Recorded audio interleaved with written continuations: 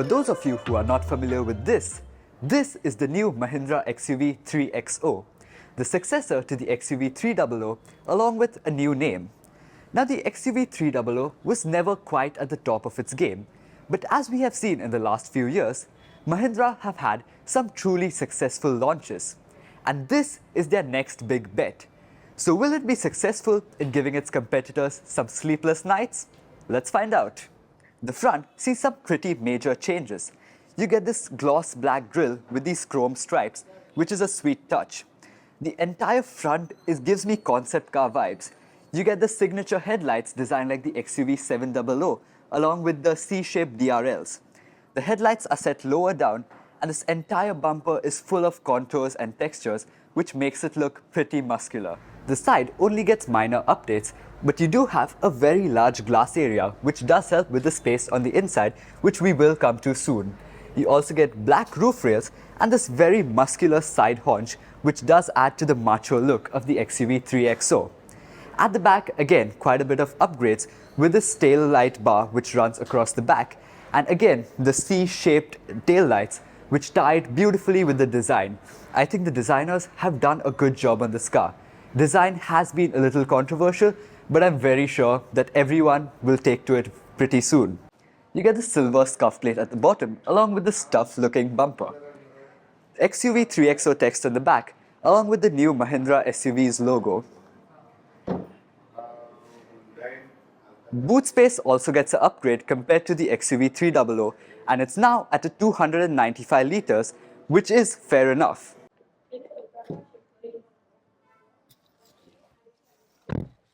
Now we are in the interior of the 3XO, and that door third feels properly European. Impressive what Mahindra has done with that. So the XUV 300's major shortcoming recently was its interior, which was pretty lackluster. This though, properly class leading. So before we get into the intricacies, this is the AX5 variant, so it doesn't have all the bells and whistles that the AX7 or the AX7L variant does. But even then, it's pretty well equipped. Let's start off with these seats. Now these are quite comfy for someone like me. I'm 5'8" in height. However, when it comes to the width and support, larger frames would feel that there's some side support lacking. For me though, perfectly comfortable. Next up, let's come to the practicality on offer. You get this very large and deep glove box, so you can comfortably fit in all your documents along with some knickknacks in the glove box. A center armrest with a fair bit of storage, along with 2 cup holders. You get some very well-sized door bins along with 2 bottle holders of different sizes, which is a very thoughtful touch you don't see in most cars. As you see, this entire side panel is finished in white, which significantly ups the ambience of the XUV 3XO. You get a leather-wrapped steering on the 3XO, which does feel very nice to hold, and you have all the controls you need right on the steering wheel, so the driver rarely has to take their hands off the wheel. The entire dashboard is very thoughtfully laid out. You get the 10.2-inch infotainment screen taking center stage here. As you can see, it's a very responsive unit, has very crisp graphics, and overall, impressive one. You get a volume knob here, which you can even switch the screen off with entirely, and you get basic buttons for all your functions here. Aircon vents surrounded by this beautiful silver insert, and you get very chunky knobs for your aircon controls. A very large wireless charger here, which will even take some of 2024's largest flagship phones. The entire center console is covered in a piano black finish, and while some people quite like it and find it very upmarket, it's not quite to my personal taste. Now we are in the backseat of the XUV 3XO, and one of the strong points of the XUV 300, which was its backseat space, has definitely been carried forward. I'm 5'8" in height.